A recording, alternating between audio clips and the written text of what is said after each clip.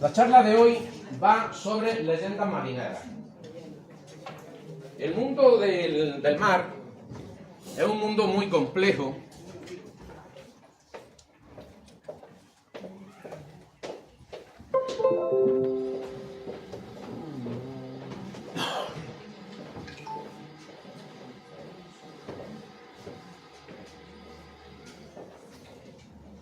Es un mundo muy complejo por una sencilla razón, y es que no es nuestro medio. Nosotros no estamos fabricados para vivir en el mar. Todo lo más podemos ir por encima, pero siempre el mar se ha planteado como un enigma para los humanos. Es algo que queda lejos de nosotros. Y además, durante todo el transcurso de la humanidad, hemos visto siempre cosas peligrosas en el mar. Por lo tanto, se han generado una cantidad de leyendas, de historias y de...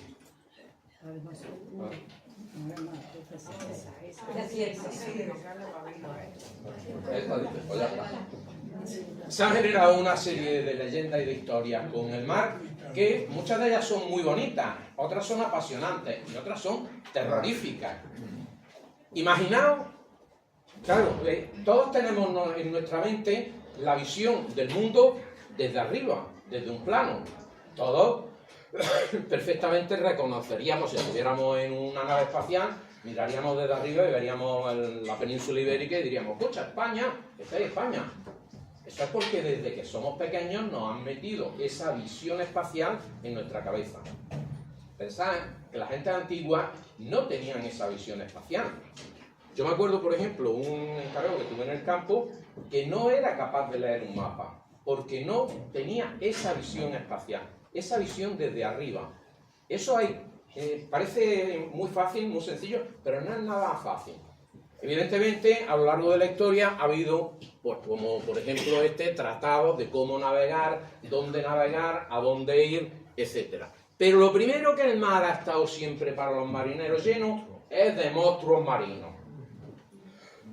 Monstruos marinos de todas las clases y achuras. Eso se supone que es una ballena, un poco así extraña, ¿no?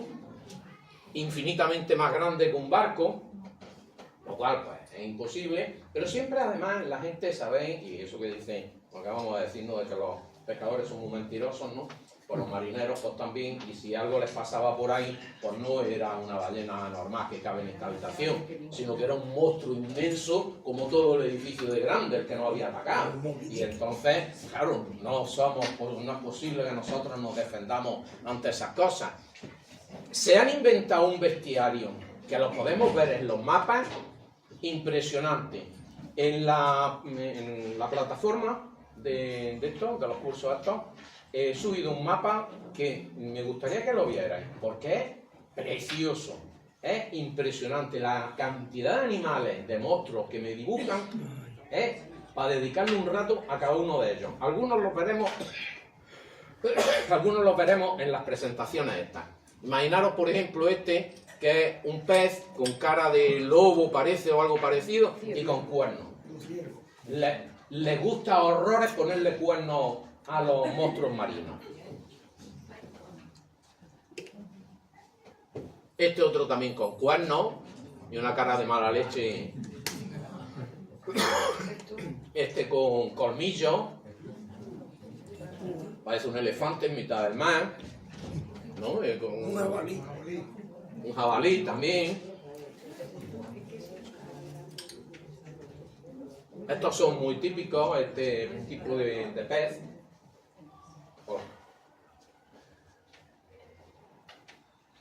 Aquí tenemos otro con unos colmillos y otro colmillo en la punta de la nariz, que lleva una nariz,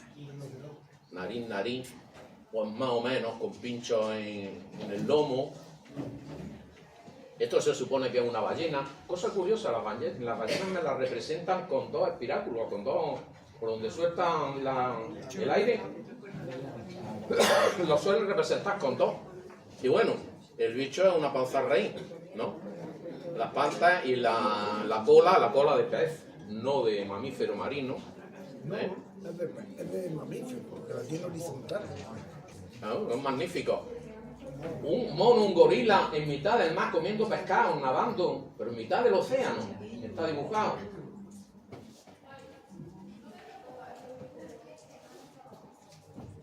Y por supuesto atacando a los navíos, destrozándolos. Este también es muy gracioso, con esas palmas, esas patas palmeadas. Este con un cuerno en plan unicornio. Este con una especie de alas, pero gigantescos con respecto a los barcos. Y vamos a empezar con leyendas. La leyenda del Peñón de Salobreña. Esto es una leyenda que leí yo hace muchos años en un libro que compré, no me acuerdo ni dónde, pero que venían leyendas de España. Y en teoría es una leyenda real, según el autor del libro. Y es que este hombre decía que en Salobreña había, en tiempos pretéritos, en la época de los íberos, había un monstruo marino que se comía a los pescadores, que atacaba a los comerciantes, que era terrible. Y lo destruía todo. Y mataba a muchísima gente todos los años. Entonces, vaya con la tosecilla, nada ahora. Entonces, el rey de aquel poblado, que estaba en lo alto de Salobreña, En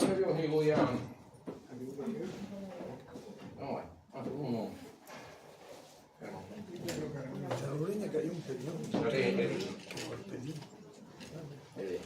Bueno, sí. Ahora a echar un poquito. Bueno, entonces este hombre estaba desesperado porque su pueblo es que no podía vivir. Y además era un pueblo que vivía principalmente de la pesca. Y no podían los pobres de aquel pueblo vivir. Entonces, ¿qué se le ocurre al hombre? Lo que se le ocurren a todos los reyes, que hay un dragón o hay un monstruo en sus territorios y que está matando a la gente. Cazar a la niña. Casar a la niña, efectivamente, casar a la niña con el que consiga liberar al reino de ese monstruo marino. Claro, allí se presentan grandes guerreros y todos son vencidos por el monstruo. El monstruo se los va comiendo a todos uno por uno. La historia es la misma que conocemos de 20.000 sitios. Sí. La misma. Bueno, entonces llega un día un muchacho, un marengo de allí. Claro, en aquellos tiempos todavía no se llamaban marengos. Y se presenta ante el rey y le dice que él los va a liberar del monstruo. Claro, se ríen todos de él, muchachito, jovencillo, tal. Y él se empeña, tal. Pero claro, el rey estaba tan desesperado por liberarse de aquello que al final le dice, bueno, vale.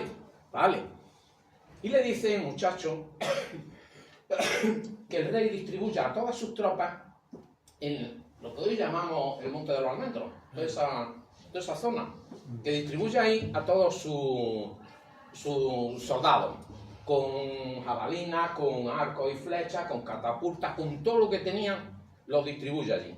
Entonces coge el muchacho y se va con una barquita, remando, hacia mar adentro, hasta que ve al monstruo marino. El monstruo sale del agua y se tira por el muchacho y su barca. Y este, que no sé si tenía brazos o tenía una motora, pero empieza a remar hacia la costa con toda su fuerza y el monstruo va detrás de él hasta que resulta que desde aquí le van disparando al monstruo y lo matan. Consiguen matarlo. Y entonces el monstruo, una vez muerto, cayó tras del peñón. Va remando, va el monstruo detrás y al final queda varado La cabeza. en el peñoncito de Salobreña. Y ese es el origen del monstruo, del peñón y del monstruo. El monstruo de... El monstruo. que sacrificó. Hombre, por supuesto que se casó. Y el rey, encantado de la vida de que lo había liberado el monstruo, pues lo nombra su príncipe heredero y al final pues vivieron felices y comieron perdices. Como en todas las historias estas, Y ¿no? presumía de yerno. Presumía de yerno. Presumía, claro. Vamos a ver. Es curioso que una leyenda así se le aplique a Salobreña. Ya os digo, yo no sé si realmente será una leyenda que existe de antes o se la ha inventado el autor del libro.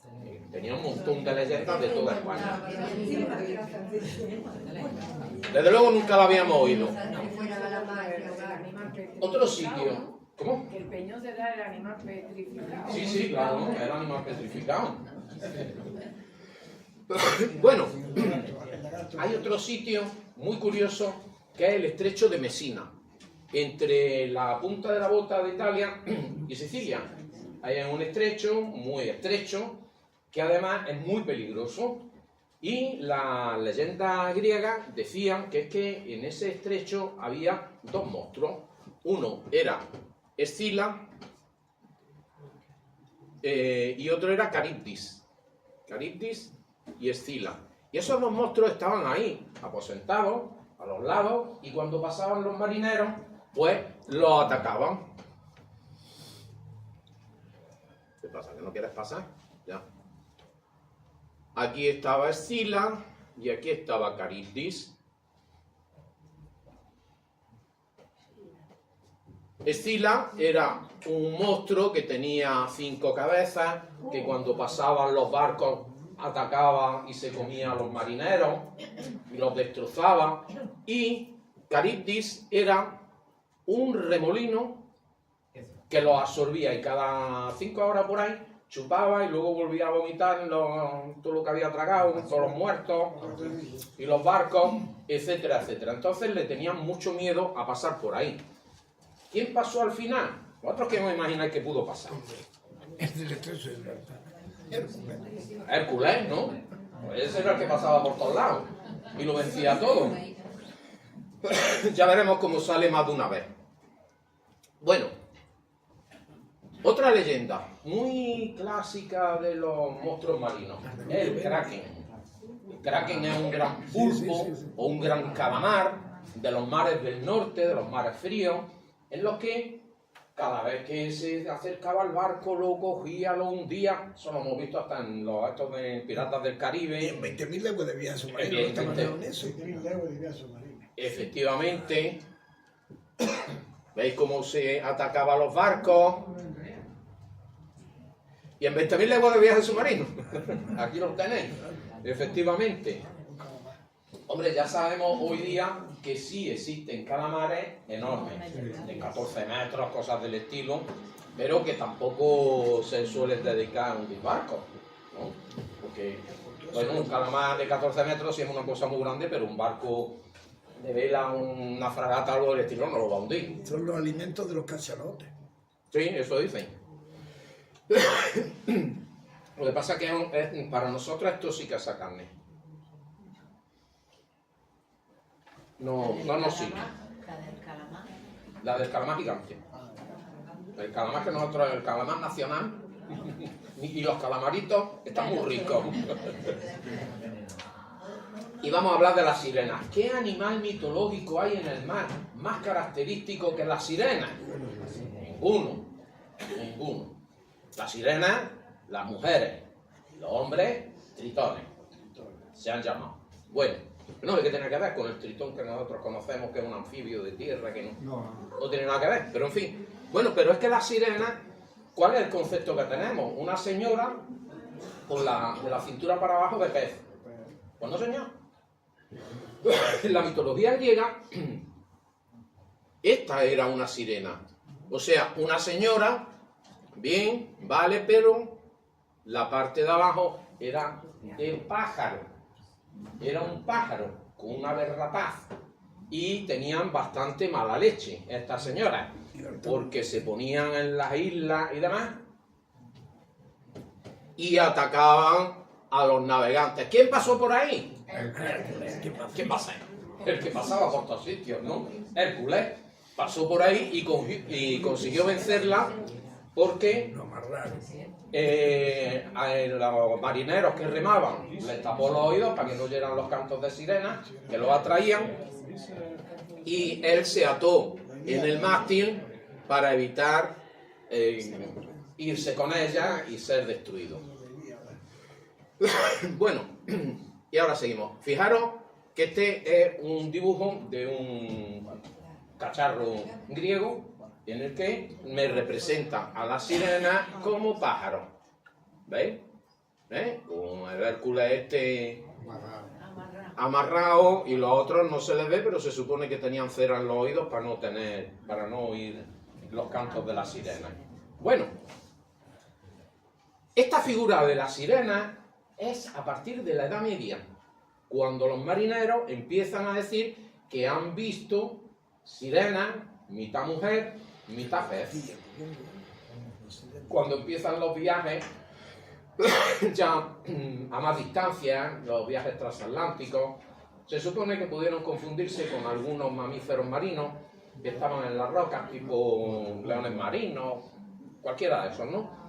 Pudiera ser algo de eso. Y luego la idealizaron, porque la verdad es que una foca o un león marino a esta señora tan bien puesta, ¿no? Pues hay una diferencia. Pero bueno, claro, la idealización de la gente es muy grande. Se ha representado montones de veces en el arte mundial.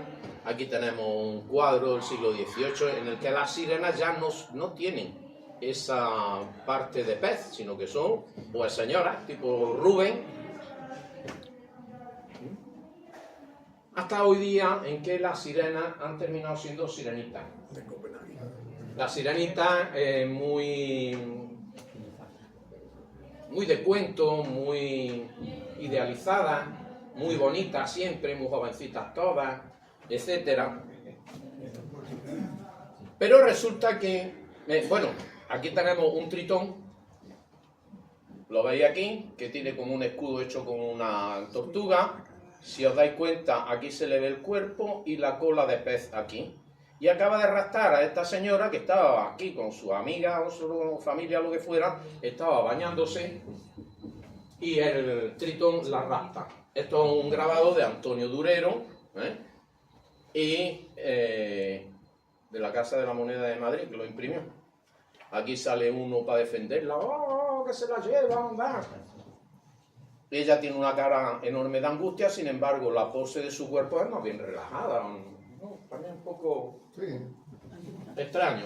Pero bueno, leyendas de esas que raptan a mujeres, los tritones, las sirenas, son muy frecuentes a lo largo de la historia.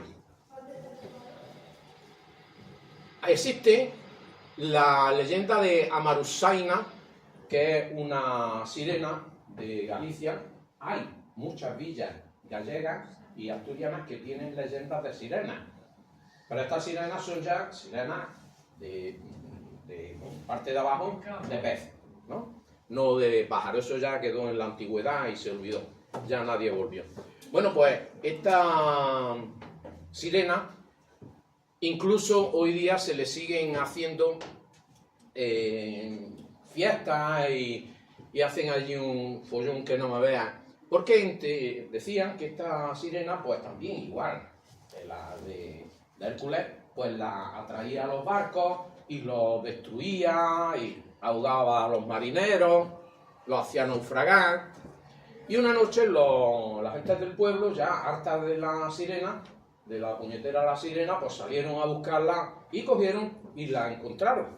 Y la detuvieron, la retuvieron. Pero hoy día hay gente que dice que no es que la sirena ahogara a los marineros, sino que salía a avisarles de que había malas condiciones marinas y que no salieran a navegar, porque se iban a poder ahogar. ¿Ves? Estas son las dos versiones. ¿Veis? Marineros de este. Bien, pues esa es maruseña. Tiene su estatua, como la de Copenhague, aunque no, el estilo no es precisamente el mismo, pero tiene su estatua. Y se hacen una fiesta en la que sale Amarusaina Sí, tiene una cara muy particular, muy curiosa. Ah. Se supone que es la cara que engancha un poco también con las tradiciones celtas de los gallegos. Y hacen una fiesta donde la sacan, la pasean, y saltan de sidra y de cosas del estilo, y ellos lo pasan fenomenal. Bueno, cualquier excusa es buena, digo yo, ¿no? ¿Y alguien la conoce, esta sirena? Ah, del puerto de Motril, así que nosotros también tenemos nuestra sirena, que es muy, muy bonita. No es original, he visto que hay otras idénticas por otros sitios de España, pero bueno, es muy bonita. Sí, señor. Claro, es como su símbolo. Habréis visto más de una vez que sale una momia que han encontrado de sirena, sobre todo en Japón, ¿verdad? Bueno, pues esta sirena, estas momias de sirena, aquí la tenéis, con un aspecto, la verdad, es que un poco atractivo, cara de viejo más bien. Hay muchas, y hay muchos museos que las tienen, incluido en Europa. La sirena no es vez, digamos. Pues resulta que no existen. Son invenciones de la gente para escandalizar, pues bueno, para asustar, para vender, para ponerla en un museo y que la gente pague y cosas del estilo. Esta está compuesta por un cuerpo de mono y la cola de un pez. Y le han añadido lo que se le ha ocurrido. Y esto está en el British Museum. Cosa rara que no esté allí. No tal cual que allí está todo, la verdad. Es uno de los museos que a mí más me ha encantado. Pero es para echarse el día entero. La ventaja es que tiene hasta restaurantes dentro, entonces no tienes que salir a nada. Nada que para ver los feos que hay. Disculpe, profesor, ¿y me puede ser alguna malformación que...? No. Un feto de algo. Está demostrado que son... No. No puede hacer una malformación de... No, todas las que lo han estudiado, todas las momias estas que han estudiado, esta en concreto es de Japón, del norte de Japón. Y hay varios museos que tienen de ellas. Y todas las que han estudiado, al final se ha demostrado que cogían un mono, lo cortaban, cogían un pescado, lo cortaban también, los cosían, muy bien empalmados, y al final pues me hacían estos monstruos que se cotizaban muy bien, los vendían muy bien. Se han hecho análisis de ADN, o sea, que está demostrado que no es malformación ni es un animal que haya existido jamás. Esto es un mono y un pescado, naturales, de verdad. Lo han deshidratado, lo han secado, lo han cocido ahí, lo han preparado y ya está. Pero son naturales, son de verdad. Un molde con silicona terminado. Claro. Bueno, pues resulta que toda la sirena hay una historia muy mía. Ya os digo que de vez en cuando alucino, ¿no? En colores, no necesito para eso ni tomarme ninguna pastilla ni nada, nada más que de pronto pues, coge y alucino. Entonces resulta que cuando me hice la casa, me hice una piscina a los 2 años y yo quería ponerle ahí un mosaico romano, en el fondo.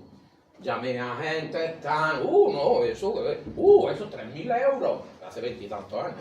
Eso, digo, ¿qué? ¿Estamos locos o qué? Bueno, digo, yo me hago mi mosaico con el gresite. ¿Qué pone uno en una piscina? Una sirena. Entonces me cojo y me pongo a investigar. Y me pongo a dibujar, me pongo a poner teselita, un mes de julio, con un toldo encima que me puse, y mi mujer con la intendencia, te veis cuando me llevaba una cervecita, una tapica, algo de eso, ¿no? Me clasificaba las losetitas con las teselitas, me las clasificaba por colores, etcétera, etcétera. Y poco a poco pues fue saliendo la sirena y ese fue el resultado final de la sirena. Entonces, claro, yo la acabo y digo, ¿esto qué es? Esto es el mito de la lucha entre la serpiente, entre la sirena y la serpiente marina. Que se me ocurre a mí la tontería esa, ¿no? Bueno, eso no está en ningún lado, no existe, pues nada. Me lo invento Y ahí se queda la cosa. Y yo decía durante mucho tiempo, bueno, esto, el mito ese, yo tengo que escribirlo, tengo que crear el mito. Y una tarde, también en mi despacho sentado de pronto, pues eso, aluciné, tuve mi inspiración y me puse a escribir el mito de la lucha entre la sirena y la serpiente marina. Al final está sin término el final, ¿no? No, no. No pasa un determinado lugar. ¿Tiene su parte de atrás? Yo no lo he conseguido terminar. ¿No? ¿Qué le pasó hasta arriba abajo para decir qué? Son 2 páginas. Sí.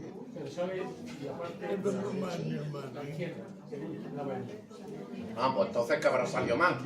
Pero bueno, Yo te digo, no he leído. en la plataforma lo he subido también. Entonces allí si queréis os lo podéis descargar. Esto está preparado para imprimirlo y hacer un cuadernillo. Entonces cuando presenté mi libro de poesía Momentos en Granada, pues lo hicimos y allí se distribuyó los cuadernitos estos. Y si se hace bien quedan muy graciosos, muy bonitos. Pues una alucinación escrita en plan antiguo. ¿Para qué es que no lo leo yo? No. Y eso parecía algo parecido a la creación. Es que es la creación. Claro. Es la creación del mundo, Orgea. Claro. La diosa primigenia, la primigenia, que es anterior a Zeus y a todo eso. Entonces cuenta su historia, pero con mis alucinaciones, de que un día quiso acostarse con Océano, de que tuvo a las sirenas, y la historia de las sirenas y todo eso. ¿Quieres que lo leamos?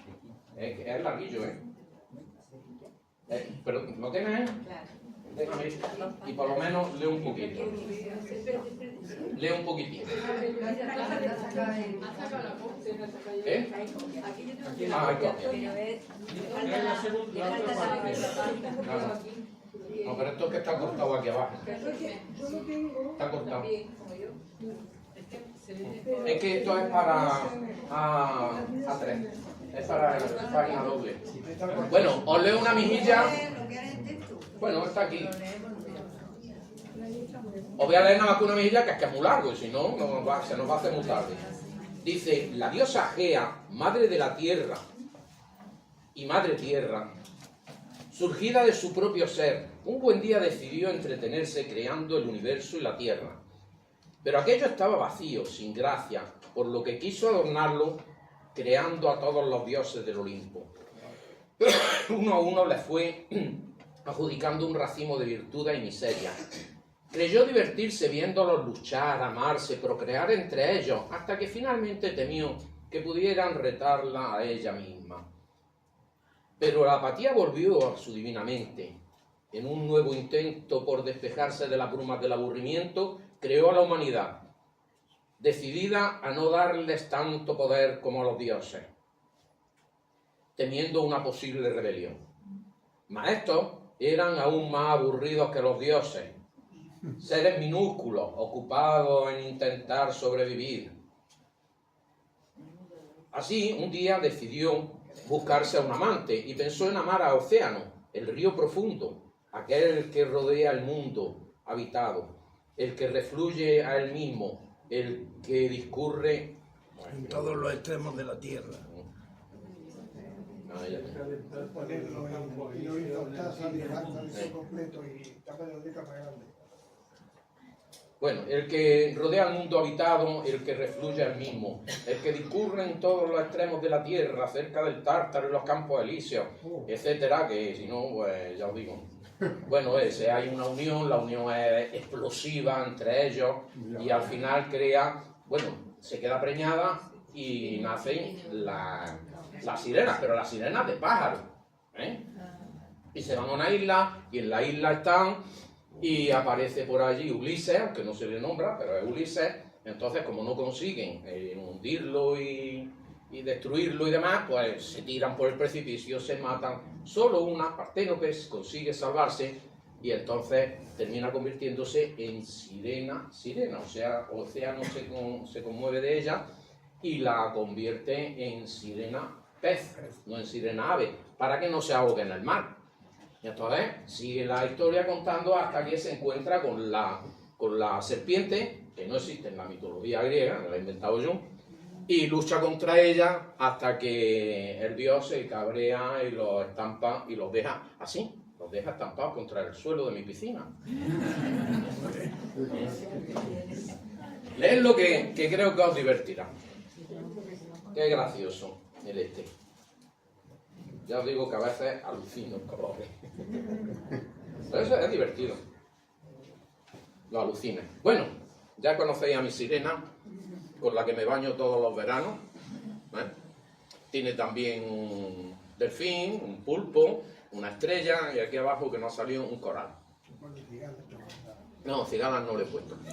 Las cigalas no es frecuente que las representen los griegos. Y esto está basado en imágenes griegas. Me repasé todo lo que pude para diseñarlo. No existe ninguna igual, ¿eh? Este es diseño mío propio. 2000 y pico años después de que se hicieran estas cosas. Bueno, seguimos. Islas fantásticas. Ya Manolo Domínguez nos habló de la isla de San Borondón, ¿no? Me la ha quitado. Se está teniendo que hablar de ella. Bueno, la isla de San Borondón ya sabemos que es una isla que aparece y desaparece y que debería estar un poquillo al oeste de las Islas Canarias. Pero luego veremos de dónde viene ese mito. Aquí tenemos la isla de La Palma, la isla del Hierro y San Borondón, con hasta un mapa de ella. Que es que no se corta la gente. Hay quien dice que la isla de San Borondón aparece y desaparece porque realmente es un animal marino que flota y que como es tan antiguo y tan pesado y apenas se mueve, han crecido encima de él árboles, plantas y hasta ciudades que puede haber en los lomos de este animal, tan gigantesco por supuesto. Pero hay una leyenda que es anterior a lo de la isla de San Borondón, que es la isla de San Brandán. San Brandán era un obispo irlandés del siglo VI, o sea, estamos hablando justo, bueno, ya el Imperio Romano ha caído, estamos en plena Edad Media, están los pueblos bárbaros que han invadido toda la zona de Roma, etc. Entonces San Brandán, este obispo, con un grupo de gente, se dedica a querer descubrir América, entre comillas, ¿no? A descubrir nuevos sitios para evangelizar, etcétera, etcétera.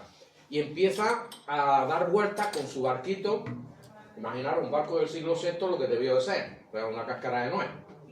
Bueno, pues empieza a dar vueltas por el Atlántico y de pronto ven una isla, llegan a la isla, que llevaban mucho tiempo sin poder cocinar, porque en barcas pequeñas no se podía cocinar dentro, y además, entonces se bajan en la isla esta que acaban de descubrir, hacen fuego, comen, echan la siesta, tal, y luego siguen. Y después se dan cuenta de que era un gran pez que formaba la isla de San Brandán. Y esa isla de San Brandán debería estar al oeste de Irlanda, más o menos. Hay muchas representaciones, estas son auténticas representaciones medievales. Por supuesto posteriores, en el siglo VI no pintaban así, esto es más bien tirando ya para el año 1000. Pero hay muchas representaciones haciendo fuego encima del pez, en los dos casos. Pez que sería tipo ballena porque tiene aquí también echando agua por los espiráculos, aunque este parece más bien un pisciforme, etc. Pero islas de estas que aparecen, desaparecen, que conocemos, que desconocemos, hay muchísimas, muchísimas. He traído solamente algunas, pero hay muchísimas más. Una de ellas muy famosa en su día era la isla de Thule o de Tile. Esta isla se supone que estaba debajo de Islandia. ¿Veis? La isla de Tile.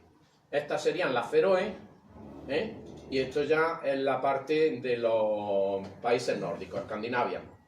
Este es el mapa que os he dicho, que lo he subido a la plataforma, pero el completo, que pilla toda Europa y todos los mares, y fijaros la preciosidad de los animales. Aquí hay un monstruo también comiéndose a un bogavante, y por aquí tenéis otros que tienen patas y van por encima del agua andando.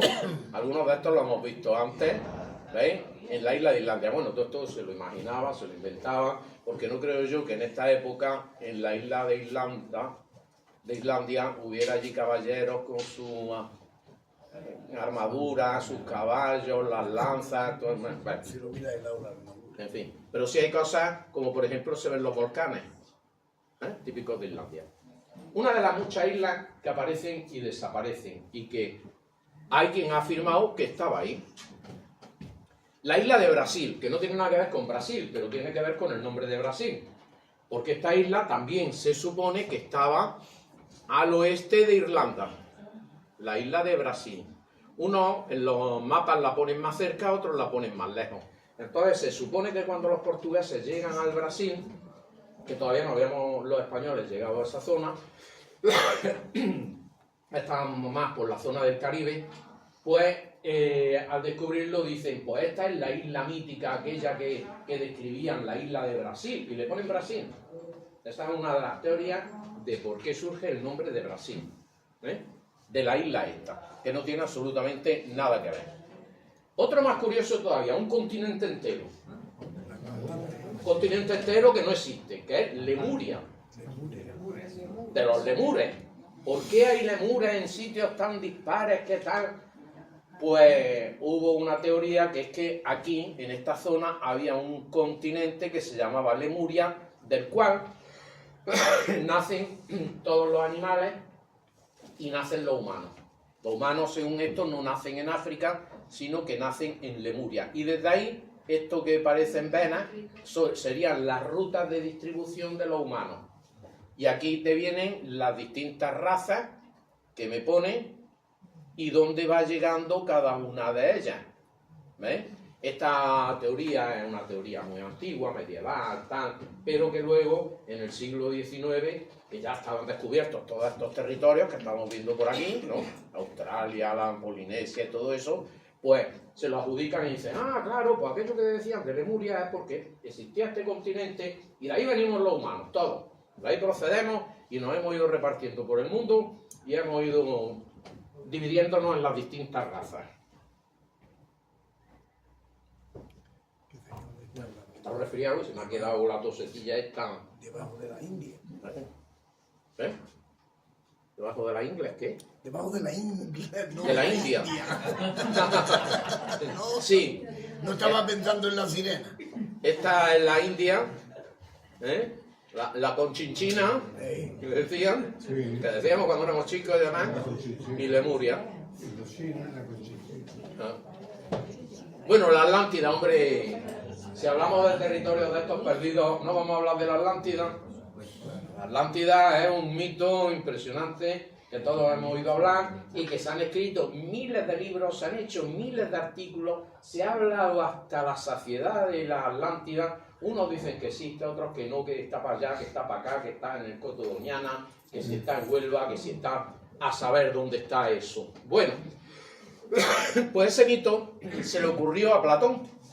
En su diálogo describe la Atlántida y dice que existía un continente, que una isla que existía más allá de las columnas de Hércules, que luego hablaremos de ellas también, las columnas de Hércules, y que había unos atlantes que eran gigantes y que al final hubo un maremoto, hubo un cataclismo y aquello se destruyó y demás, pero que quedaban restos que para arriba, que para abajo. Hay quien ha dicho que los guanches eran descendientes de los atlantes, etc.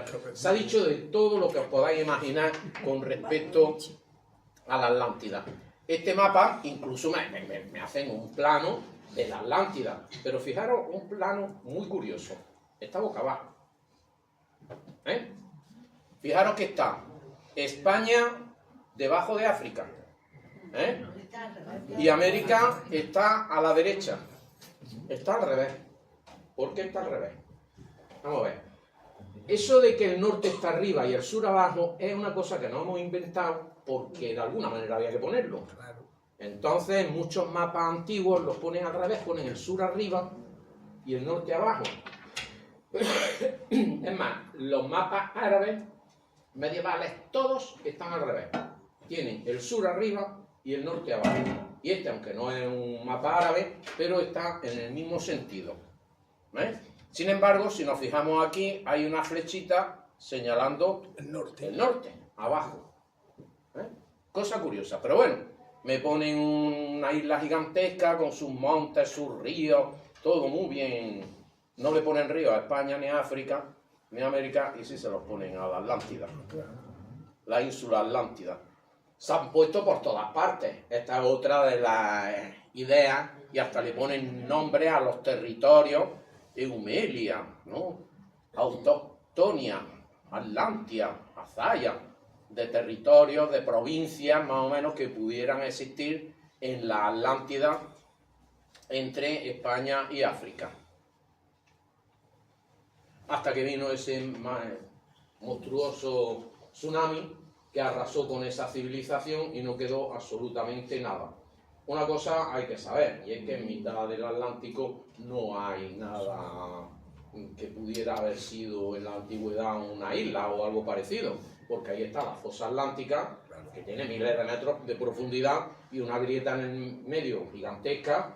Bueno, la cosa abrió y se coló y se perdió, donde los ingleses y franceses simpáticos soltaron barriles con residuos radiactivos que se están soltando todos y están contaminando. Un fino a ellos. Fantasmas. Vamos a seguir con los fantasmas. Fantasmas en el mar, bueno, en todos sitios realmente, que tengan un poquito de misterio, de que pensemos que hay cosas extraordinarias y demás, vamos a poner un fantasma, porque si no, no tiene gracia. Además, los fantasmas, pues si es una zona peligrosa y demás, habrá muerto alguien, habrán enterrado a alguien y habrá aparecido el fantasma por algún sitio. Bueno, pues en el mar hay muchísimos fantasmas. El más famoso de todos, el holandés errante, que hay novelas, hay películas de él, Y el holandés errante resulta que hay una leyenda en la que Van der Decken desafió a los feroces tormentas del Cabo de Buena Esperanza y juró que llegaría a su destino aunque tuviera que navegar hasta el fin del mundo. Entonces Dios lo castigó por su osadía a navegar eternamente por los mares y aparecer por todas partes durante toda la eternidad, y nunca jamás llegó a su destino. Se perdió y jamás, por esa soberbia que desplegó.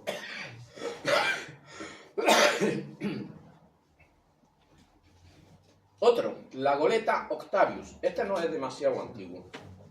Este es una goleta que existió de verdad. El holandés errante también existió, ¿no? Pero bueno, hay quien dice que no. Pero este sí existió seguro. Y este es un barco que hacía el recorrido entre la China y Inglaterra. Entonces, este barco parte el 10 de septiembre de 1761 hacia China, desde Inglaterra. ¿Cómo se iba de China a Inglaterra? Pues por el Cabo de Buena Esperanza, por Magallanes, por el Estrecho de Magallanes, perdón. Era por donde se iba a la China o por el otro lado, ¿no? Por el de Buena Esperanza.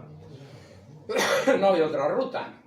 Pero siempre tenían la obsesión, ya en el siglo XVIII, de que hubiera un paso por el norte, que se pudiera navegar, por lo menos en verano.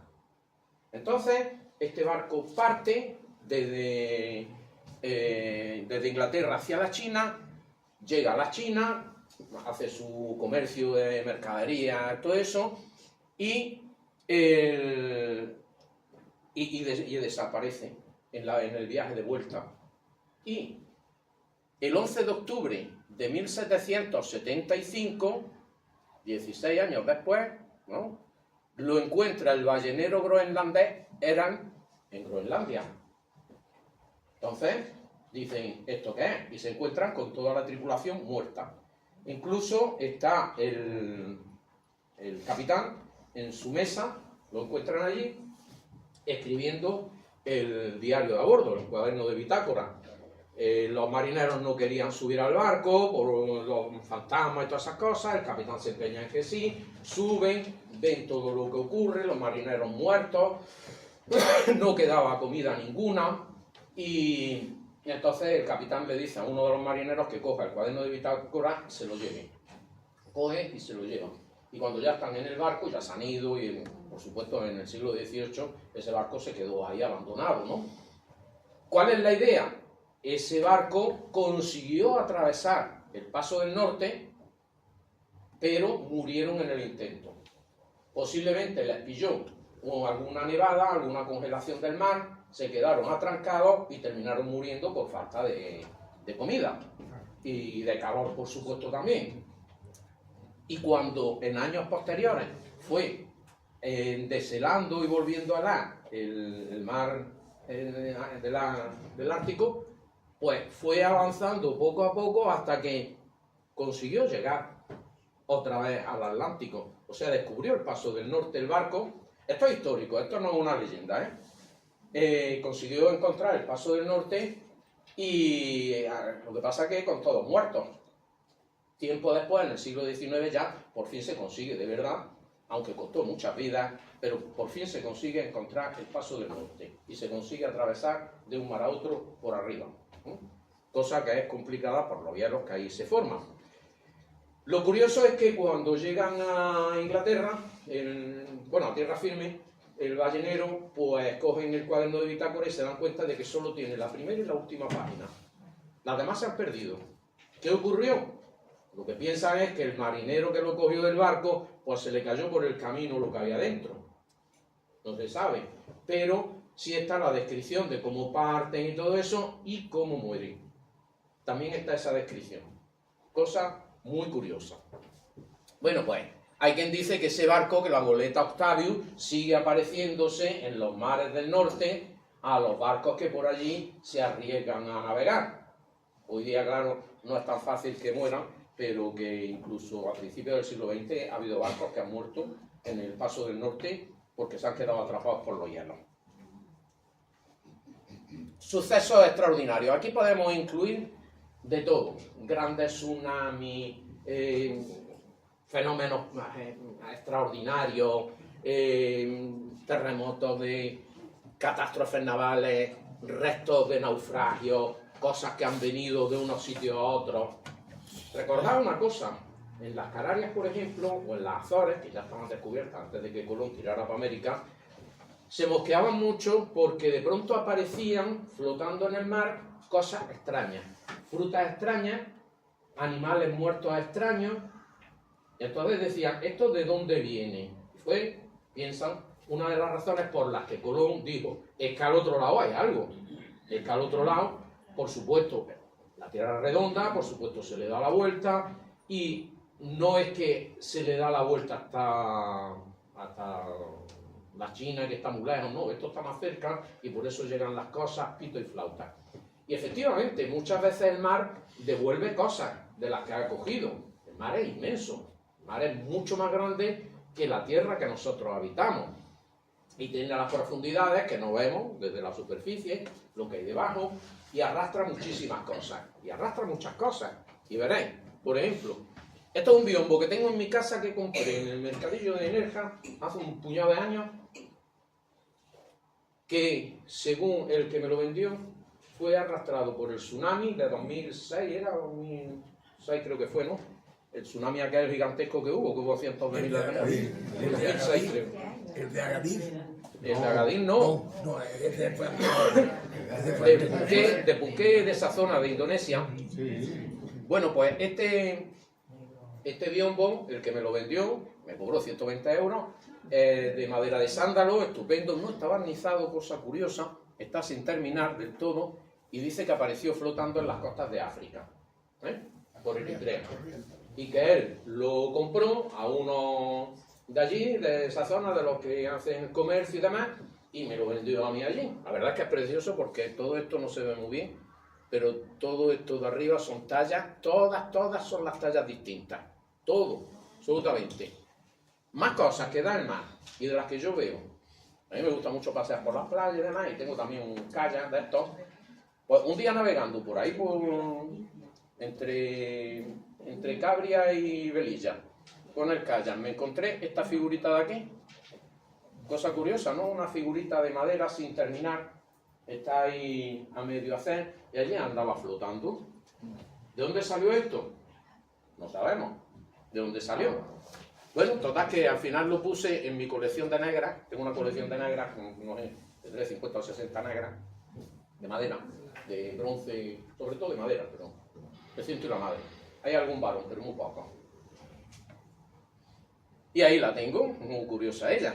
Bien, el mar, 3 cosas. Y una de las cosas más maravillosas que hay en los mares y demás es el Triángulo de las Bermudas. No existe un solo Triángulo de las Bermudas. Hay muchos triángulos que son cosas extraordinarias. Aquí, por ejemplo, en tierra también hay triángulos. Ahí en la zona de Montefrío hay un triángulo que es el triángulo de los suicidios.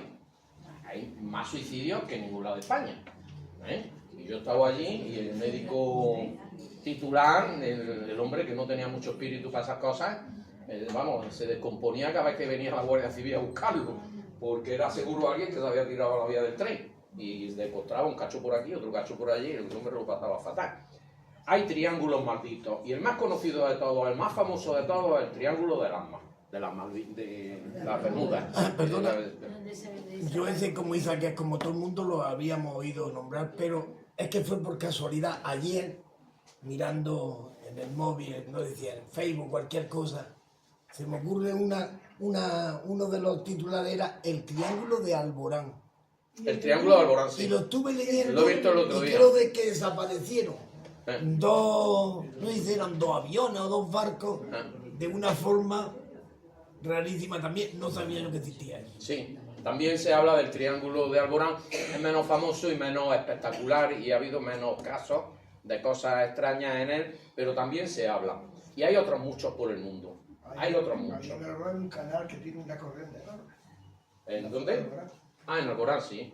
Hombre, el Mediterráneo la gente lo piensa que es un mar muy tranquilo, muy tal, pero el Mediterráneo tiene también su mala leche. Es un mar muerto, tiene más problemas. Sí, pero el estrecho, por ejemplo, Sí, hay mucha corriente ahí. ha muerto ahí gente desde toda la historia. Bueno, luego lo hablo cuando hablemos de las columnas de Hércules. Bueno, pues este triángulo famoso de las Bermudas está entre las Islas Bermudas, Miami y Puerto Rico. En ese triángulo han ocurrido muchísimas cosas desde hace muchísimo tiempo, pero pérdida de aviones, tornados, barcos fantasmas. Se han encontrado más de una vez barcos completamente vacíos, sin nadie en el interior y navegando a la deriva. ¿Qué es lo que ha pasado con ellos? Nadie lo ha averiguado jamás, pero no ha sido uno, ha sido más de uno.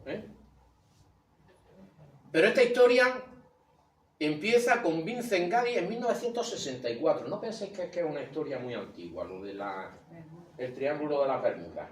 Es bastante reciente. Y a partir de este hombre que hace un libro y tal, constata que ha habido muchas cosas extraordinarias en esa zona, es cuando empieza ya a hablarse más.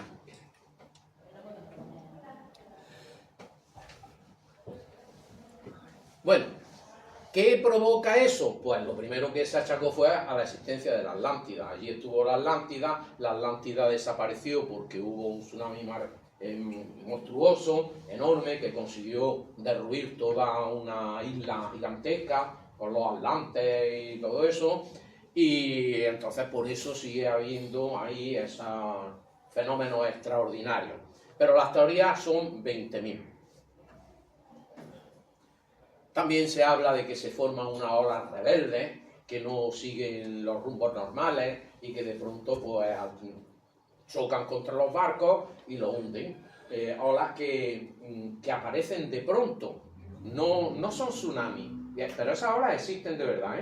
En el mar, en los océanos, hay veces que, y hoy día que todo el mundo lo graba con el móvil todo, en internet se ven vídeos que se ve que está todo el mundo en la playa tan tranquilo y de pronto viene una ola enorme y los barre a todos.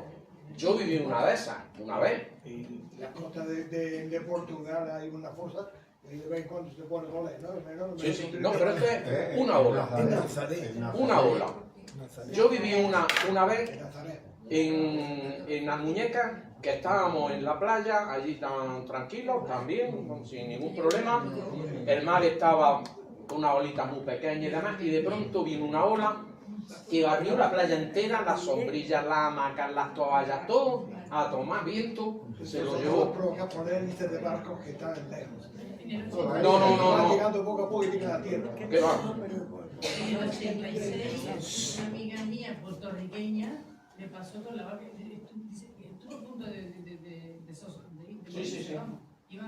Salieron de Puerto Rico y iban en plan de pasear y lo pasaron fatal. Efectivamente, dicen que en esa zona se producen muchas de estas olas, pero no es de un barco, no es una olita que sí, a veces el melillero ahí en Málaga, ¿no? Ya no, pero pasaba cuando salía y lo que lo sabía, decía, ya salió el melillero, vámonos. Y al rato venía una ola y limpiaba la playa. Pero no, esta que os digo yo fue en el paseo de Almuñeca, en la playa del Altillo, y la ola llegó hasta el Altillo, hasta donde estaban en aquel tiempo había unos aparcamientos, pues los aparcamientos los llenó de agua. Donde hoy está el jardín ese, el paseo ese que hay, que puso Benavides en la cultura y demás. Un pedazo de ola como un demonio. Pasó la ola y desapareció. Dicen que aquí ese tipo de olas se dan con mucha más frecuencia y son mucho más grandes. También hablan de fuerzas magnéticas, que en el mitad del océano podrían hacer que los barcos, los aviones, por ejemplo, cayeran sobre el mar y se ahogaran. Hay detectado muchos casos, por ejemplo, una flotilla de aviones estadounidenses que salió a dar una vuelta y no se ha vuelto a tener ni idea de qué pasó con ellos. Ni se han encontrado restos en absoluto de nada, porque cuando un avión cae al mar siempre aparecen restos, cosas que flotan. Bueno, también sabemos aquel por la zona de Australia que desapareció y que tampoco se ha vuelto a tener ni noticia. Un avión grande de pasajeros. Un avión enorme y no se ha vuelto a tener ni noticia de qué ocurrió con él. Una zona magnética abajo y no atrás. Eso dicen que podría ocurrir en el Triángulo de las Bermudas. Por supuesto los extraterrestres, ¿cómo no iban a estar los extraterrestres? Y además todavía no hemos hablado de extraterrestres. Hay que sacarlos, por supuesto. Hay muchos libros que dicen que hay extraterrestres, que hay una base de naves espaciales debajo del mar en esa zona y que se elevan y a veces chocan con los aviones, chocan con los barcos y que mueven las maneras y provocan todos esos desastres y desapariciones del mundo. Las teorías son inmensas, burbujas de metano que se forman en el fondo del mar y cuando salen explotan y destruyen todo lo que encuentran. Agujeros de gusano. Un agujero de gusano es un agujero que traspasa el tiempo y el espacio y que se entra por él y se pasa a otra dimensión, a otro sitio. Eso en el espacio, los físicos dicen que existen esos agujeros de gusano. En la Tierra, hay quien dice que aquí hay uno de ellos y que de vez en cuando se abre y sale y ocasiona todas estas cosas. Trombas de agua. Bueno, sabemos que esa zona es especialmente sensible a los huracanes y a ese tipo de desastres. Y teoría una y otra, pero también hay gente que me dice que simplemente es que es una zona donde hay muchísimo tránsito y las condiciones atmosféricas son muy extremas y que por lo tanto no hay ningún misterio y que son cosas naturales pero que pues no las vemos. Esa sería la razón del Triángulo de las Bermudas. Navegantes, si hay mar tendrá que haber navegantes. A lo largo de la historia los navegantes han sido muchos y además el hombre parece que desde bastante temprano empezó a navegar, aunque fuera con medios muy humildes. Parece que los prehistóricos, los neandertales, atravesaron el estrecho de Gibraltar. ¿Cómo? Pues imaginaros los barcos que podrían tener esa gente, ¿no? Palos Unidos. Palos Unidos, efectivamente. Bueno, la brújula ya para qué vamos a hablar. Claro, siempre los antiguos hacían el cabotaje, que es ir siempre viendo la costa y desde ahí pues no perderse en los mares. También estamos acostumbrados al Mediterráneo, que el Mediterráneo pues no hay que se pierda, porque si tiras recto a algún sitio llega, seguro. Mientras no vayas de este a oeste, que es más largo, pero de norte a sur rápidamente llegas a algún sitio. demás, pero en otros sitios como el Atlántico, el Pacífico, todo eso, imaginaros. A mí hay una cosa que me pasma y es cómo pudieron en la antigüedad poblarse las islas de la Polinesia. Pensad que son islas diminutas y están casi todas, las que tienen una cierta entidad, están habitadas. ¿Cómo esa gente, con esos medios que tenían, podían ir de isla a isla y no perderse en el mar? Porque tirar navegando y no atinar con ninguna tierra es muy posible. Ya en el siglo XVIII, que es cuando se explora toda esa zona, a más de uno le pasó. Ya al mismo Cano pues, atravesó kilómetros y kilómetros pasando cerca de islas, pero no tocando con ninguna. O no había relación de ellas, pues pasaban y pasaban. Bueno, pues los prehistóricos, yo digo, incluso los neandertales ya navegaban. Bueno, los navegantes, y llegamos a las columnas de Melkart, que realmente no son las columnas de Hércules, como las llamamos hoy día, son de Melkart. Melkart es el Hércules de los fenicios, que luego lo asimilan los griegos, lo asimilan los romanos y lo nombran como Hércules.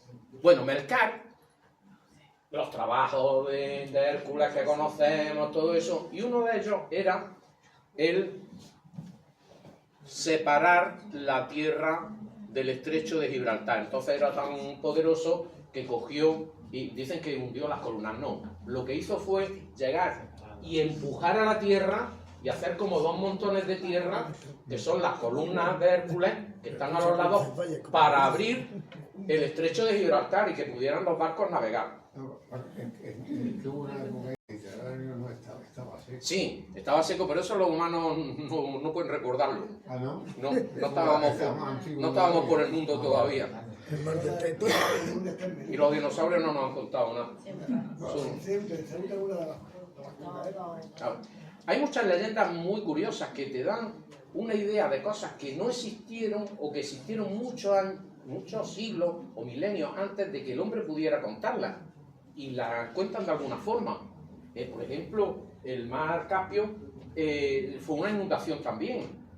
Y allí se lió la Marimorena, dicen que fue el origen de la leyenda del diluvio universal y demás. El mar Negro. Aquí cuando esto se abrió, también hubo otra especie de diluvio universal, porque primero se llenó la fosa hasta Sicilia y después se llenó la otra.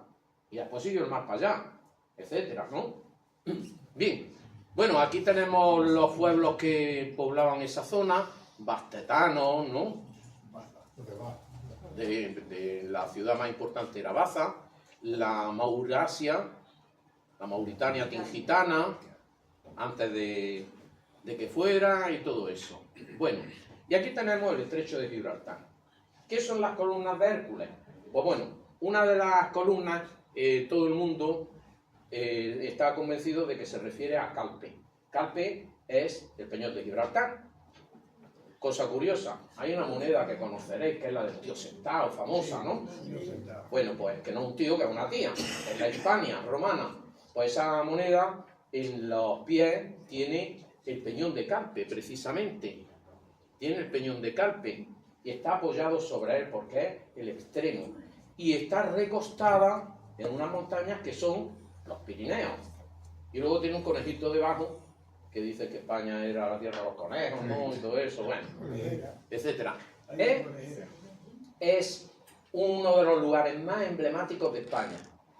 Pasa que ya, pues no de España, nos lo quitaron.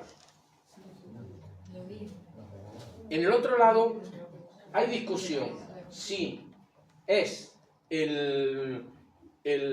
bueno, se llama Avila en las leyendas antiguas, no Ávila, sino Avila, con B y con la tilde en medio, es palabra llana. Y unos dicen que, bueno, el de Calpe es Gibraltar, todo el mundo está de acuerdo, y el otro dicen que puede ser el monte Hacho, que está en Ceuta, y otros dicen que es el monte Jabal Musa, que está un poquillo más para abajo, y que la verdad es que tiene bastante más altura que el monte Hacho. En fin, en cualquier caso, aquí llegó Hércules y separó la tierra, la empujó, como tendría que ser de grande Hércules, ¿no? Pero Pero aquí sería el nombre que le dan como huracanes y eso que le dan ahora, ¿no le dan ahora también nombre? Sí, le dan nombre. Sería un huracán de estos. Sí. No, esto es muy anterior, pero bueno. Meteorólogo.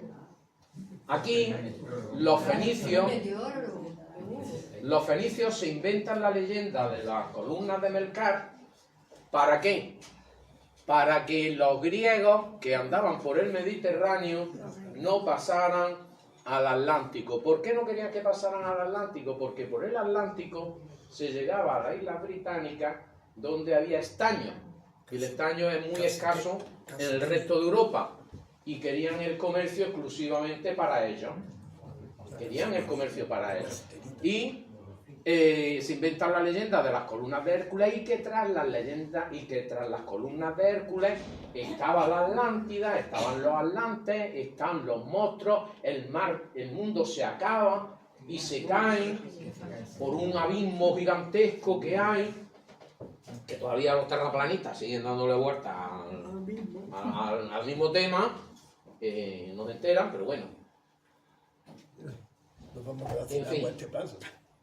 Y fue la leyenda creada para que no pasaran los griegos. Lo que pasa es que los griegos tampoco parece que tuvieran demasiado interés en pasar para allá. Parece que ellos tenían su mundo preparado. Hay quien dice que en la Alpujarra hubo una colonia griega. Hay quien lo dice, pero la verdad es que nadie la ha encontrado. Lo que conocemos más cercano por aquí, pues es ya mucho más al norte, ¿no? Ampuria, Rosas, esa zona que sí estuvieran, luego ya Marsella, y toda la zona. Prácticamente se repartieron el Mediterráneo, los griegos, el norte, y los fenicios, las costas del sur, y también las costas mediterráneas de España, las costas de la mitad para abajo.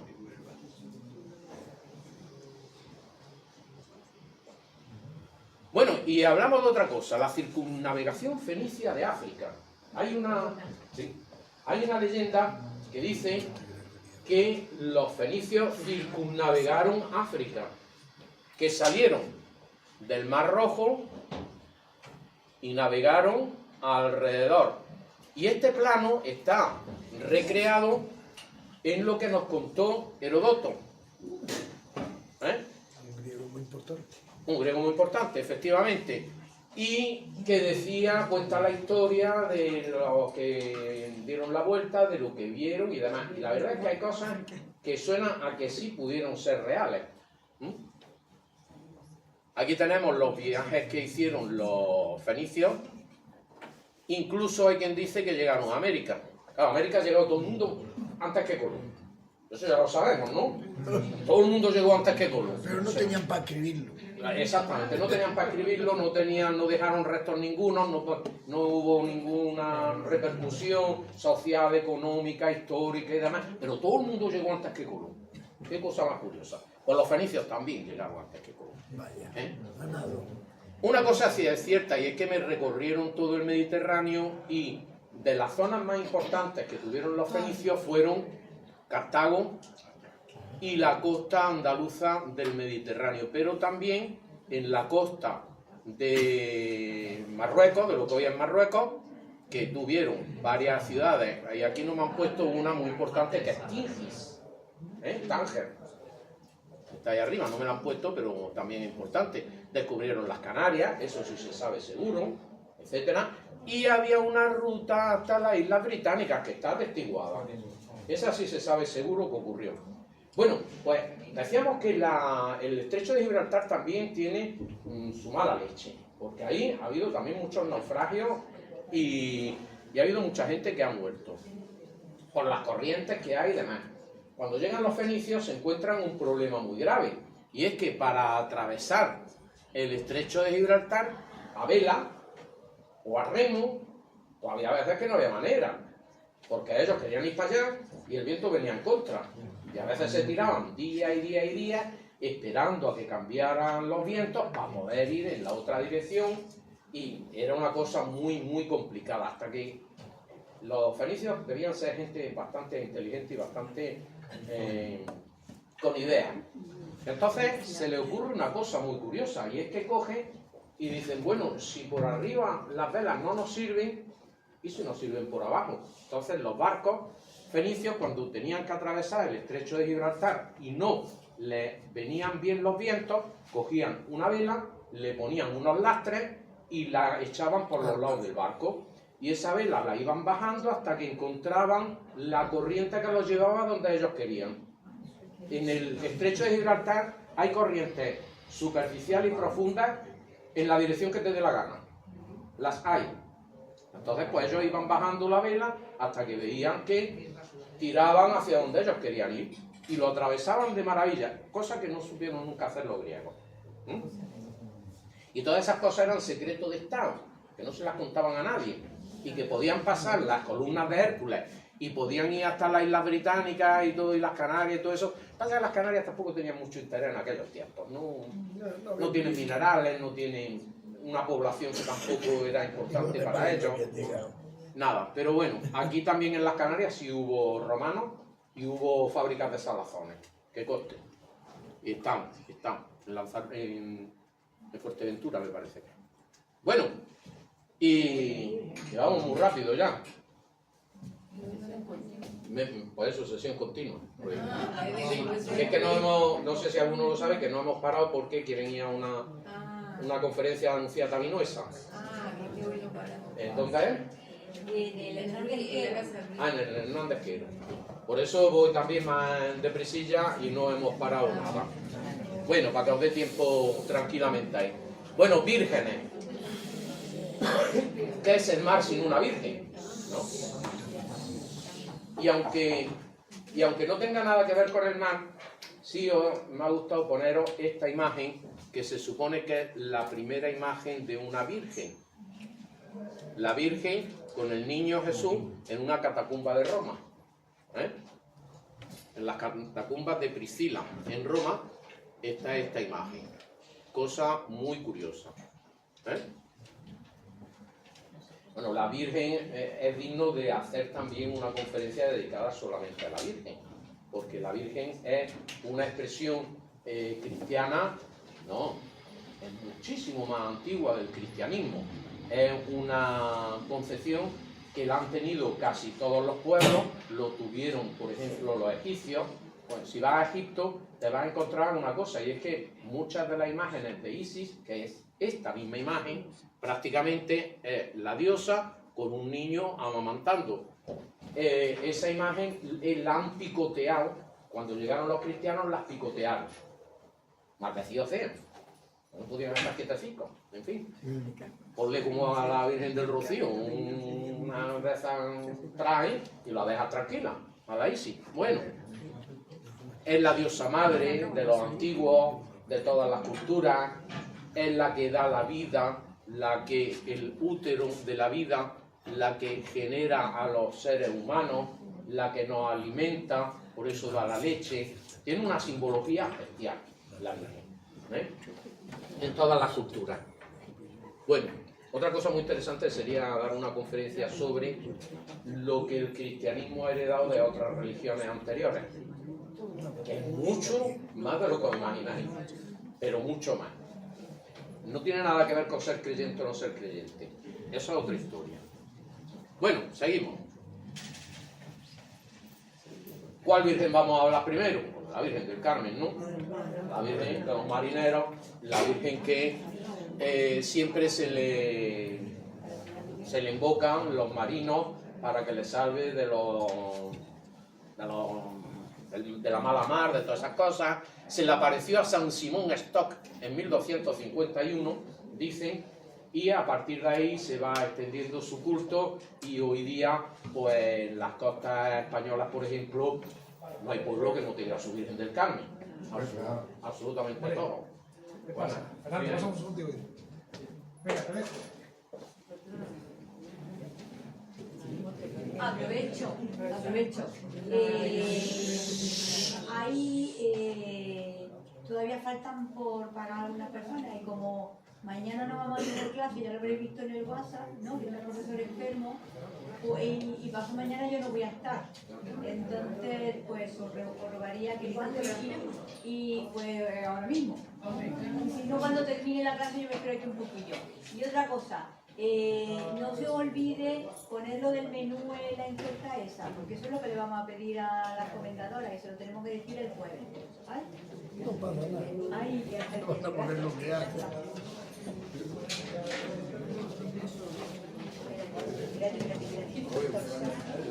Bueno, nos echan la regañera de que no entremos en el servicio de los profesores, que entremos en el de los alumnos, que está saliendo a la izquierda, que estaba limpio y que ya está sucio. ¿Quién ha entrado? Mira, aquí no salió nada.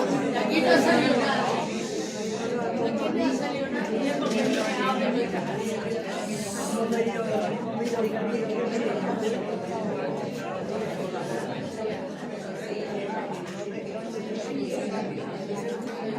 Espera un poquillo. Pues vamos avanzando para que no lo podamos todo antes que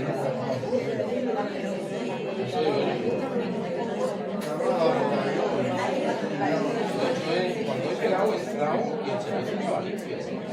Y nosotros nos hemos salido de esa desde aquí,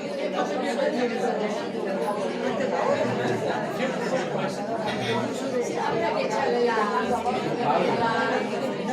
Son 3 niños suizos.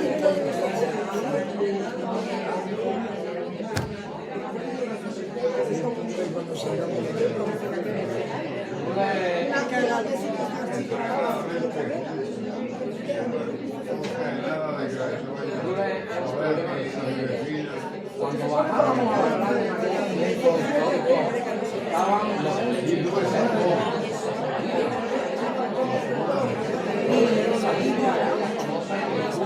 la carretera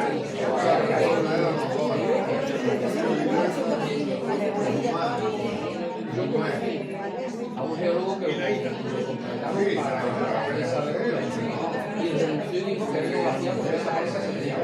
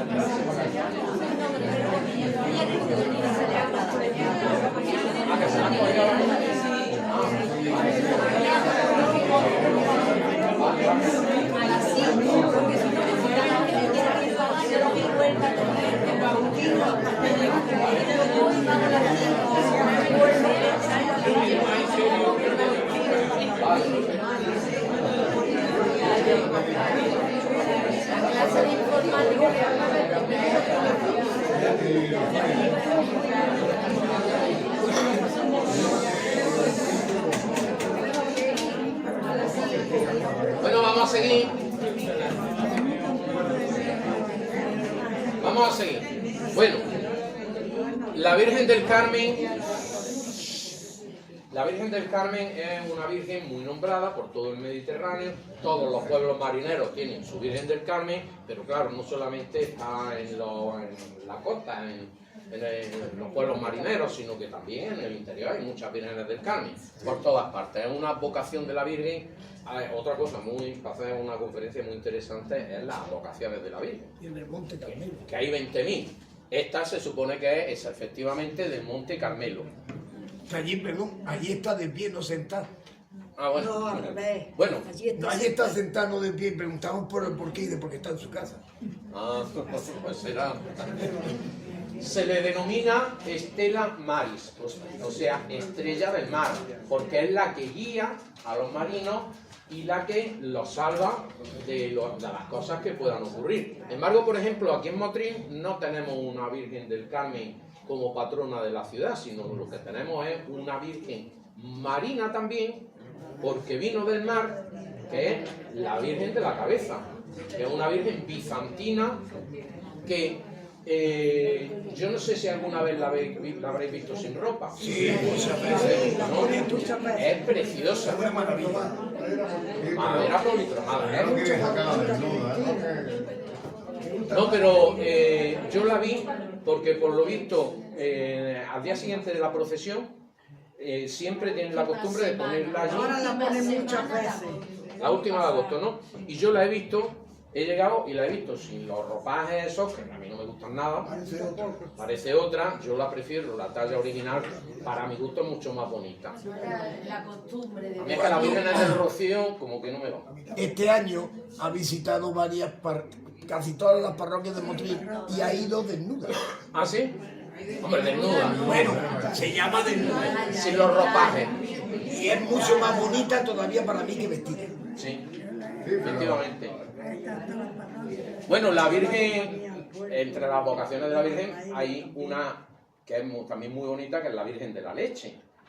¿Sabéis que es que era San Bruno? San Bernardo, uno de esos. Lo alimentó con su leche, que se le apareció la Virgen, y lo alimentó con la leche, pero además vírgenes con el niño mamando, tropecientos millones, porque es la vida, es la que da la vida, la que da el alimento. ¿Eh? Por cierto, no hace mucho que estuve en Italia, en Florencia, en un museo de la Academia y demás, y hay montones de vírgenes, hay cientos de vírgenes, y hay una sala en la que dice, Curúa, el que ha pintado esto no ha visto una teta en su puñetera vida, porque le pone las tetas a la Virgen aquí, otras se las pone en el hombro, el niño cogiendo ahí una cosa informe, y de este tío no ha visto una teta. Vamos a ver, horrible. Hay otras representaciones que son muy buenas, por supuesto. Bueno, seguimos con la Stella Maris. Hay muchísimas representaciones de muchas formas, pero lo característico siempre es este escapulario que vemos aquí. ¿Qué te pasa? No. Ese escapulario que tiene por un lado a la Virgen y por el otro lo del Monte Carmelo, precisamente. Otra Virgen muy conocida en Sevilla es la Virgen de los Navegantes. Esta Virgen es de 1500 y pico y la hizo Alejo Fernández para el retablo de la Casa de Contratación de India en Sevilla, que era, ¿cómo definirlo? Era el organismo que permitía el comercio con América, o sea que era un centro importantísimo. Importantísimo. Y en el retablo está esta Virgen, que la verdad es que es preciosa, no tiene niño, pero tiene la protección, ¿veis? Está protegiendo a los barcos. De 1531 a 1536 es cuando se hizo este cuadro. Supersticiones. Bueno, hay más vírgenes también con advocaciones al mar, pero la más importante es sobre todo la del Carmen. Supersticiones de los marineros. Una de ellas que dice que llevar un gato en el barco trae buena suerte. Y lo piensa una cosa. Te comía todas las ratas, los ratones. Ahí estamos. Uno de los grandes problemas de los barcos antiguos e incluso de los modernos son las ratas y los ratones. Recordad que la peste negra llegó a Europa en el siglo XIV porque la trajeron los barcos, traían las ratas y la rata traía la pulguita y la pulguita traía al virus, ¿no? Al bichito, a la Yersinia pestis, no un virus, una bacteria, a la Yersinia pestis. La llevaba encima y fue lo que provocó las pestes del siglo XIV que arrasaron Europa y acabaron con la mitad de la población que hubo. El picudo rojo que está cayendo todas las palmeras que llegó. También a Palmera. También. Llegan mucho. Entonces tiene sentido el decir que el gato en los barcos hay que protegerlo, no hay que tocarlo porque trae buena suerte. Recordad siempre una cosa, a lo largo de la historia de la humanidad, y lo podemos ver en todos los libros sagrados, todos, absolutamente todos, que nos prohíben cosas o nos recomiendan cosas. ¿Por qué a los musulmanes, o a los judíos primero, les prohibían el cerdo? Pues porque había triquinosis en aquellos tiempos y era peligroso comer cerdo. Sin embargo, los cristianos, que en principio también tenían prohibido el cerdo, pero pasan por el filtro romano. ¿Y en Roma qué se comía? Cerdo, a montones. Entonces, los cristianos pues decidieron no acordarse de eso que ponía en la Biblia, en el Antiguo Testamento, de que no se podía comer cerdo. Y llevamos comiendo cerdo pues, todos los días de la vida. Y aquí seguimos.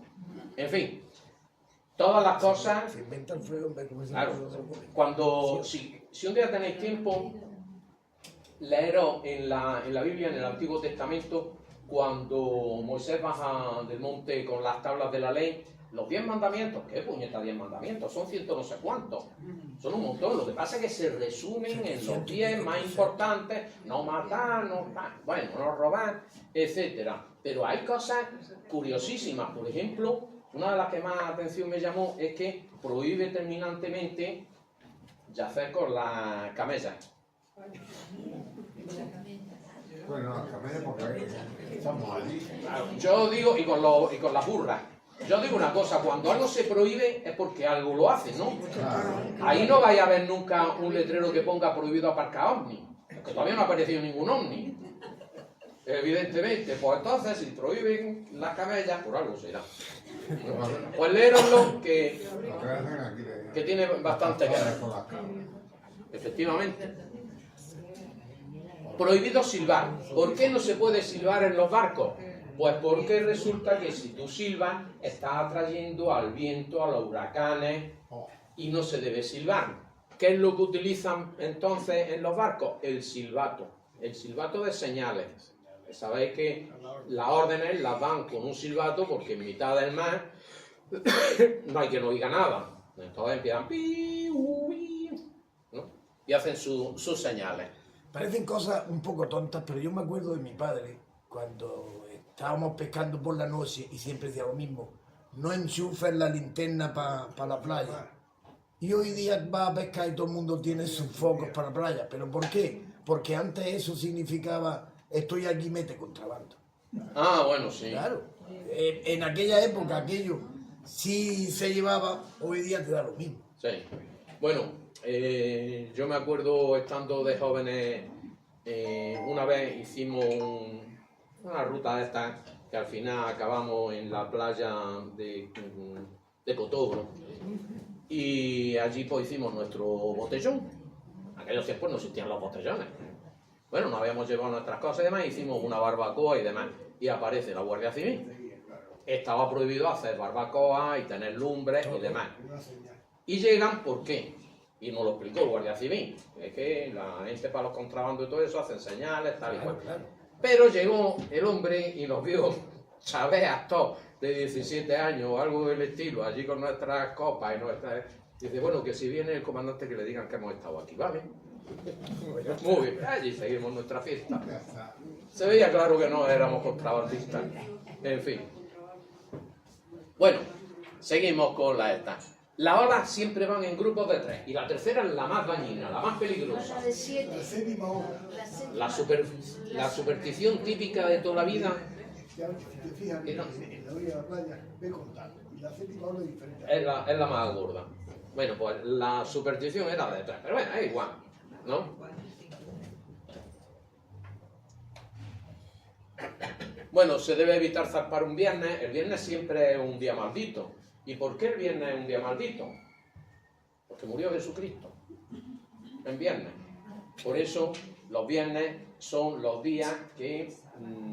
Y en martes y 13 también. El 3 de marzo, Sí, pero eso ya son otra historia. Pero el viernes siempre es un día maldito, es un día que no gusta y tampoco se debe zarpar. Bueno, hay también un dicho que decía ¿qué decía? Del martes... Bien, el viernes, el 13 y martes ni te cases ni te embarques. Ah, no, hay otro que es en martes ni te cases ni te embarques también. Y en viernes también. 13 y martes. Bueno, y para los ingleses es el 13 y viernes. Para los anglosajones. Bueno, que se debe evitar zarpar en viernes porque te puede ocurrir algo muy grave. La presencia de mujeres a bordo, no. Las mujeres no tenían que ir en los barcos. Hombre, la verdad es que las condiciones de vida en los barcos antiguos eran para echarle de comer aparte. La intimidad que necesitaría una mujer en un viaje de estos, pues es difícil de conseguir en un barco antiguo, en que normalmente había un camarote, el del capitán, no había más camarotes, y los marineros dormían o en la bodega o en cubierta. No había habitaciones para nadie, no había camarotes. Entonces, claro, a veces vemos que iba la mujer del capitán. Bueno, va en el camarote del capitán, pero si iban más mujeres, estaba complicada la cosa. Estaba complicada para medio lavarse, como se pudiera, para hacer sus necesidades y demás. Todo por la borda. Todo por la borda. Y todo por la verdad, eso por supuesto, ¿no? En fin, las mujeres han estado muy proscritas en los barcos. Y de hecho, cuando empiezan a ir a América y empiezan a ir a Asia, lo que más van son hombres, mujeres muy pocas, pero bueno, aparte de que pudieran pensar que traía mala suerte y demás, no creo que muchas mujeres les apeteciera hacer esos viajes en esas condiciones que tenían que tener tela. De hecho, verán, por ejemplo, en las Filipinas, cuando llegan los españoles, llegan varones, mujeres allí, españolas, media docena, rarísimo, la del gobernador o la del virrey, no llegaban muchas más. Entonces los hombres, ¿qué hacían? Pues se casaban con las mujeres de allí, pero ¿con qué mujeres de allí se casaban? ¿Con las filipinas? No, Filipinas eran clase baja. ¿Con quién se casaban? Con las chinas, que eran la clase alta. Los chinos, los comerciantes, esa era la clase alta. Entonces, cuando abandonamos las Filipinas, los españoles se vienen de allí, ¿y con quién se vienen? Pues con sus chinas y sus chinitos. Y de hecho, dicen los antropólogos que en España ven muchos rasgos chinos, asiáticos, precisamente de la gente que vino de Filipinas y que se trajeron a su familia y que por supuesto pues se disolvieron en la población. Las cosas son muy interesantes porque también tenemos en algunos sitios, bueno, y es típico en los pueblos decir el chino, porque tiene rasgos chinos, ¿no? Bueno. De ahí vienen la mayoría. En Corea hay una población japonesa. Sí, pero eso es que vinieron de Japón y les gustó esto y se quedaron aquí. Ya, y se llaman Japón de apellido, efectivamente. Pero eso vinieron tal cual todos, hombres y mujeres, sobre todo más bien hombres, pero bueno. También muchas veces veréis gente en España con rasgos negros, negroides. ¿Por qué? De los esclavos negros que hubo en España, que luego cuando se elimina la esclavitud, pues se mezclan con la población. En Guinea Ecuatorial. Y sus genes están, y luego también en Guinea Ecuatorial. Mi padre quería ir a Guinea, pero no le dieron. Era funcionario y quiso ir, no se lo dieron. Pues allí ganaba el triple, no se quería ir. En los años 60. En fin, que todo eso se van heredando, esos rasgos se van viendo. El Juan latino, este de Granada, que Sí. es profesor, ese era hijo de... Ese era negro, y era esclavo de la casa de Zafra, y entonces el muchacho salió listo, salió inteligente, y en esos tiempos, que otro tema muy curioso, el de los hermanos de sangre y el de los donceles de los señores. En esos tiempos era muy típico que al hijo del noble le pusieran un muchachillo de su edad para que lo acompañara, lo ayudara, lo vistiera, lo ayudara a lavarse, a todas esas cosas, un sirviente. Esos sirvientes podían ser pagados o podían ser esclavos. La esclavitud es que tenemos un concepto de ella a veces un poco tergiversado. Depende de dónde te pillara, esa esclavitud podía ser más o menos benévola. En ese momento, en España, era muy benévola, porque la mayoría de los esclavos, que los traían de África, los traían de América, etc., terminaban libres. Los propios amos los liberaban. Y este Juan Latino resulta que cuando su amo iba a dar clases a sus profesores que le venían, los tutores, le daban las clases en el propio palacio, no iba a ningún colegio ni nada, pues el Juan Latino, en vez de quedarse fuera, se metía con su señor. Y entonces aprendió lo mismo que aprendió su señor, o más. Porque parece que era más inteligente que el amo. No es que el amo fuera tonto, pero parece que este le superaba. Y aprovechó esa oportunidad que tuvo. Y eso es una cosa que muchos esclavos o muchos hijos de sirvientes aprovecharon también. Lo mismo que los hermanos de leche. Un hermano de leche, el que había mamado de la ama, primero la ama se convertía en la jefa de la casa. Y era una sirvienta pagada, ¿no? Pero se terminaba convirtiendo muchas veces en la jefa de la casa y mandaba más que la señora de la casa. Y hasta más que el señor de la casa. Porque ella le ponía y se ponía. Y luego, claro, ella le había dado de mamar al hijo, que cuando el hijo se convertía en el señor de la casa, la consideraba casi su madre, porque solían ser mujeres que cuidaban a ese niño, además de darle de mamar.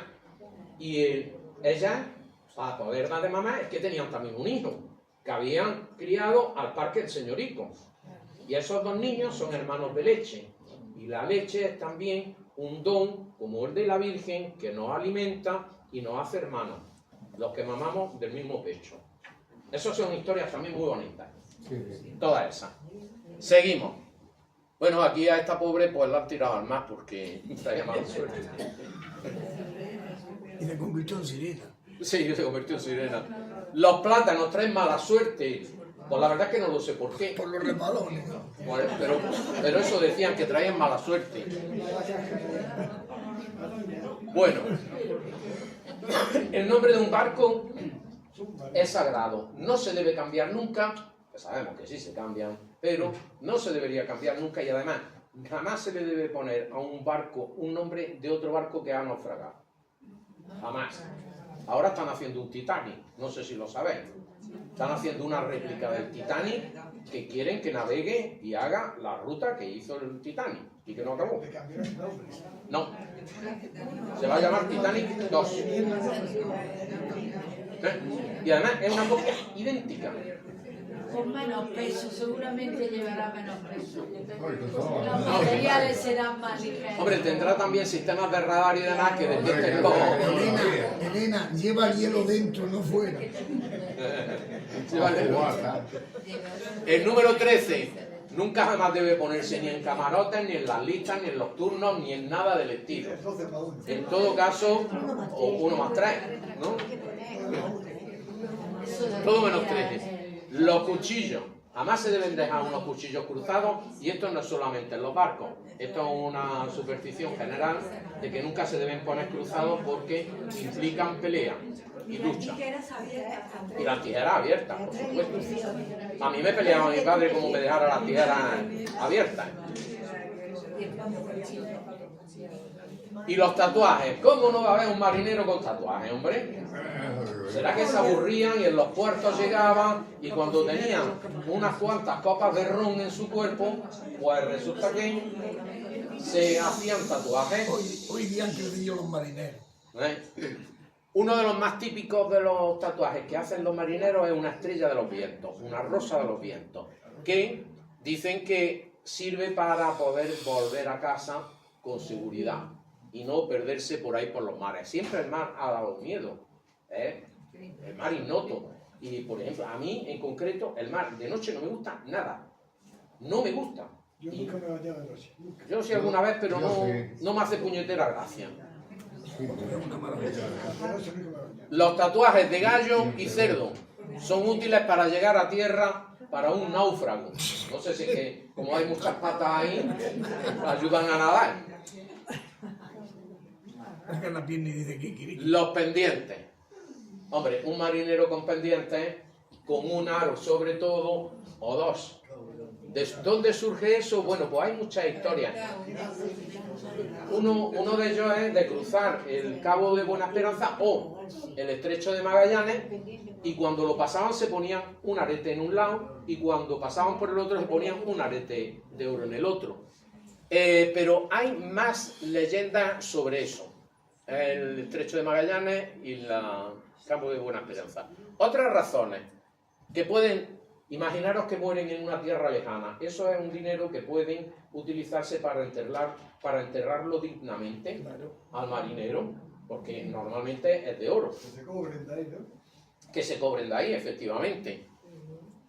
Normalmente los marineros cobraban cuando volvían a tierra, ¿eh? Durante el camino, si les daban poco dinero, porque si no también podía ocurrir que en cualquier puerto cogieran y desaparecieran y dejaran exactamente, y dejaran al barco ahí sin poder seguir. Bueno, también dicen que podía servir para que si morían por ahí, algún compañero le hiciera llegar el aro a su mujer. Claro, en aquellos tiempos no había pensiones de viudedad, no había nada, y la mujer se quedaba viuda. Ni Amazon. Ni Amazon. Pues a la buena de Dios de la señora y los hijos, que se las ingenieran como pudieran. Los griegos inventaron eso de bautizar a los barcos, que había que bautizarlos, y en principio lo que hacían era impregnar el barco con sangre de toro y también algunos otros animales, pero sobre todo de toro, para evitar que el barco se hundiera, que estuvieran los dioses contentos y demás. La sangre con el tiempo se sustituyó por vino, que era más fácil de conseguir que la sangre de un animal. Y luego pues nos sofisticamos y llegamos a lo del champán. Lo que pasa es que el champán tiene un inconveniente que a veces se ha visto, y es que es una botella muy dura. Muy dura, que para romper una botella de champán hay que tener fuerza, efectivamente. En fin. Y aquí, como se ve aquí rompiéndola así, no es tan fácil. Si la botella no se rompe, y hay vídeos por ahí que podéis verlo, de barcos que van a estrellarle la botella y la botella rebota, salta y no se rompe, no hay manera, eso es un signo de muy mala suerte. Y el barco ese está agafado para el resto de la vida. Y dicen que precisamente el Titanic no fue debidamente bautizado y que por eso al final se hundió. Y bueno, aquí hemos acabado de buena hora. Disculpe, le quería preguntar. ¿Nunca has escuchado que los conejos no se pueden llevar en un barco? No lo he oído. Pero que efectivamente, igual que todas estas supersticiones que he contado, tiene que haber otras muchas, y también dependerá de distintos sitios. Era un francés. Sí.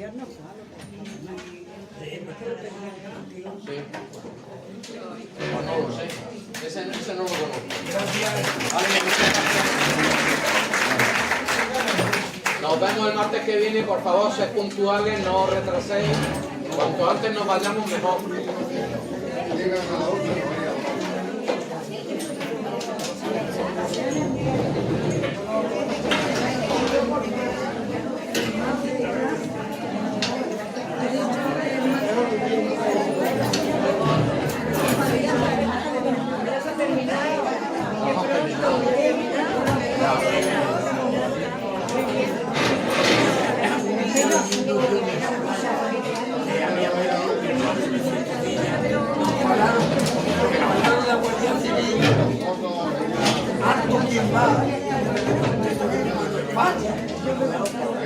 Son cosas que la gente hoy día no sabe que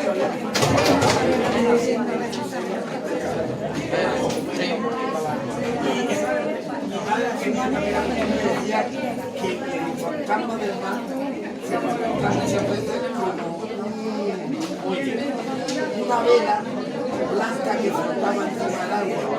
Yo lo digo porque vamos a ver de una manera Igualmente.